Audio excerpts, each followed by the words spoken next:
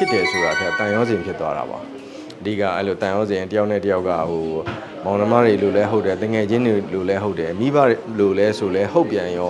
ာအဲ့တော့မရှိမဖြစ်တော့တဲ့ဘာလို့ဆိုတယောက်ကြောင်းတယောက်အကုန်သိသွားတာပေါ့အကုန်သိတဲ့အချိန် तू ဘာလိုလဲကိုဘာလိုလဲရလဲဒါမျိုးသိတာပေါ့ဖက်နှက်အယောင်ပါရှိလဲကိုယ့်ဘက်ကိုမေ့နေရမျိုးတွေရှိတယ် तू ကအဲ့လိုမျိုးတွေကစအကုန်သိတာပေါ့အကုန်သိပြီးတော့ तू ကိုယ်တိုင်ပဲအကုန်လုံးစီစဉ်ပေးတယ်ကိုယ့်အတွက်အရန်ကို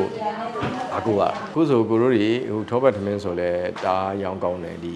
ကာလာကလေဟုတ်ဒီနှစ်တင်မှာပေါ့နော်အဲ့ဒါဆိုကိုကလှည့်ကြည့်စရာဘူးမလိုဘူးကိုဆိုရင်ဒါ post လေးပဲတင်ပေးရတာပေါ့ဒီရက်ပိုင်းဆိုပွဲရထောင်းချီတွေကြီးပဲပေါ့အသေးစားတို့တကြားတို့ဂုံနာအစားကိုဘာမှကိုဟိုလှည့်ကြည့်စရာမလိုဘဲနဲ့ဒါကိုအမျိုးသမီးပဲအကုန်လုံးသူပဲဦးစီးနေရပေါ့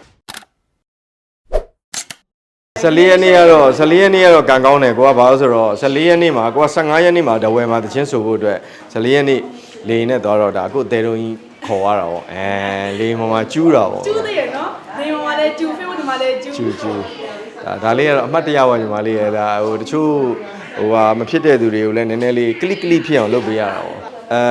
့ကိုအဲ့ဒါလေးကိုစဉ်းစားမိတဲ့အချိန်ကျတော့ကိုတို့တွေကလည်းဒါအသက်ဆိုလဲကိုတို့ကဒါအခု49ပေါ့50လည်းပြည့်တော့မယ်အချိန်မှာအဓိကချစ်တယ်ဆိုတာထက်တန်ရောစင်ဖြစ်သွားတာပါအဓိကအဲ့လိုတန်ရောစင်တယောက်နဲ့တယောက်ကဟိုမောင်နှမတွေလိုလဲဟုတ်တယ်တငယ်ချင်းတွေလိုလဲဟုတ်တယ်မိဘလိုလဲဆိုလဲဟုတ်ပြန်ရောအဲ့တော့မရှိမဖြစ်တော့တဲ့ဘာလို့ဆိုတယောက်ကြောင်းတယောက်အကုန်သိသွားတာပေါ့အကုန်သိတဲ့အချိန် तू ဘာလိုလဲကိုဘာလိုလဲရလဲဒါမျိုးသိတာပေါ့အခုဆိုရင်ကိုနဲ့ပတ်သက်တဲ့ဝယ်စားတွေပါဆိုလဲတခါလေကျရင်ကိုကအိမ်မှာကို့မှာဘောင်းမီအယောင်ပါရှိလဲကိုဝင်းကြီးအယောင်ပါရှိလဲဖက်နှက်အယောင်ပါရှိလဲကိုယ့်ဘက်ကိုမေ့နေရမျိုးတွေရှိတယ် तू ကအဲ့လိုမျိုးတွေကစအကုန်သိတာပေါ့အကုန်သိပြီးတော့ तू ကိုယ်တိုင်ပဲအကုန်လုံးစီစဉ်ပေးတယ်ကိုဒ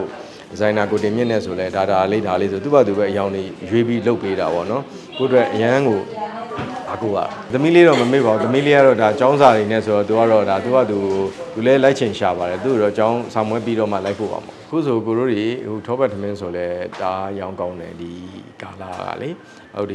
ီနှစ်တင်မှာပေါ့နော်အဲ့ဒါဆိုကိုကလှည့်ကြည့်စရာဘူးမလိုဘူးကိုဆိုရင်ဒါ post လေးပဲတင်ပေးရတာပေါ့ကိုအားရရဲ့ဆိုရင်ဒါအလူရှင်တွေစီသွားတယ်ဟိုရီးယားကဆိုရင်ကိုလူမင်းတို့တွေသူကိုလူမင်းရဲ့ရောက်ဖဒီတိမ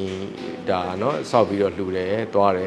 ်ဒါအနီတန်တို့ခင်စပယ်ဦးတို့ကလည်းကိုထောပတ်သမင်းဟိုဒါဟိုဖြစ်တာပေါ့နောက်ပြီးအာကာတိုးလေးဆိုလဲအာကာတိုးရဲ့သူ့သမီးလေးမွေးနေ့ပေါ့เนาะအများကြီးပဲအခုတခြားအပြင်က customer တွေဆိုလဲအခုဒီရက်ပိုင်းဆိုပွဲရထောင်းချီတွေကြီးပဲပေါ့ပြောချင်တယ်အဲ့ဒါနဲ့ပတ်သက်လို့ဆိုရင်ကိုကလုံးဝကိုလှည့်ကြည့်စရာမလိုဘူးဒီထောပတ်သမင်းအတွက်ဒီအသေးစားတို့တကြားတို့ဂုံနာအစားကိုဘာမှကိုဟိုလှည့်ကြည့်စရာမလိုဘဲနဲ့ဒါကိုအမျိုးသမီးပဲအကုန်လုံးသူပဲဦးစီးနေရပေါ့အဓိကတော့ညီမလေးဟိုပါပေါ့ကိုတို့တွေ quality ပေါ့အရသာပေါ့ညီမလေးအရသာရဲ့ဒီထုတ်ပိုးမှုရဲ့ပုံစံရဲ့နောက်ပြီးတော့ဒီကုန်ပစ္စည်းတွေဈေးတက်ကုန်ကျန်းတွေဈေးတက်လာတယ်တီယိုစီးတို့စပီး6တို့ဈေးတက်လာတဲ့အပေါ်မှာကိုတို့တွေက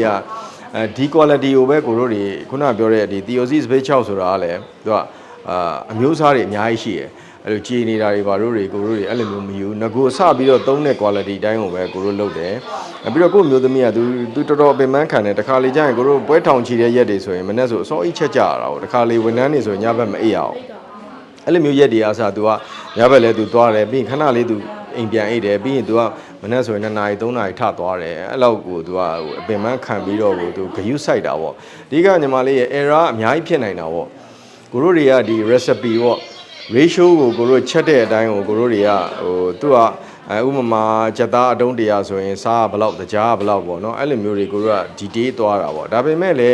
းသူဟင်းကချက်တာဖြစ်တဲ့အတွက်မီးပြင်းတာတို့မီးပြော့တာတို့အဲ့လိုမျိုးလေးတွေပေါ့နော်ဘလောက်ကြာချက်မှလဲလို့ဒါမျိုးတွေကအစဟိုလွတ်ထားလို့မရဘူးဝန်ထမ်းအနေနဲ့ပေါ့နော်အဲ့ဒါလေးတွေကအစတေချာကြည့်ရတော့ကိုအရန်ပင်ပန်းပါတယ်ဘာလို့ဆိုတော့ကိုတို့ကဒီအချောက်ချမ်းတွေရောင်းနေဆိုတိတ်ပြဿနာမရှိဘူး ready made ဆိုရင်တိတ်ပြဿနာမရှိဘူးပေါ့နော်ဒီဟာပေါ်မှာတော့တော်တော်ပင်ပန်းတယ်ဒါကတော့ညီမလေးဟိုလူတိုင်းလှုပ်တဲ့အရာပါဘာလို့ဆိုတော့ကိုတို့တွေဟိုးအရင်ကတည်းကကိုတို့အမှုပညာရှင်တွေမှာတချို့အသက်ကြီးသွားတဲ့သူတွေအမှုပညာအရန်အောင်မြင်ပြီးတော့မှအသက်ကြီးသွားတဲ့အချိန်မှာဆူတာဆောင်းတာမရှိတာမျိုးပေါ့နော်ဒါမျိုးလေးတွေလည်းကိုတို့ရှေ့မှာမြင်တွေ့ဘူးတယ်ဆိုတော့အဓိကကိုတို့အမှုပညာဆိုတာက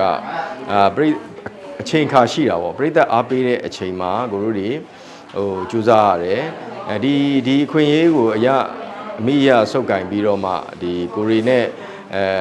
အသင့်တော်ဆုံးဖြစ်မဲ့စီးပွားရေးတစ်ခုကိုလည်းကိုတို့ကဟိုနော်မှီထားရတာပေါ့နော်ဒါမှလည်းခုနကပြောတဲ့ဟိုရတဲ့ဝင်ငွေတွေကဟိုမလျော့သွားပဲနဲ့တိုးပွားလာမယ်ပြီးတော့ကိုသားသမီးရဲ့နောင်ရေးရှိမယ်ကိုတို့မိဘတွေရဲ့ကျန်းမာရေးရှိမယ်ကိုတို့တွေရဲ့ကျန်းမာရေးရှိမယ်ဒါတွေကနောင်ရေးဆိုတာကတော့နော် plan တော့ရှိရတာပေါ့အဲ့လိုမျိုးမရှိရင်ကြတော့လေဟိုအများကြီးဖြစ်တော့မှဆိုရင်ကိုယ့်ပတ်ဝန်းကျင်မှာအားကိုးရမဲ့သူမရှိရင်တော်တော်ဒုက္ခရောက်နေတာပေါ့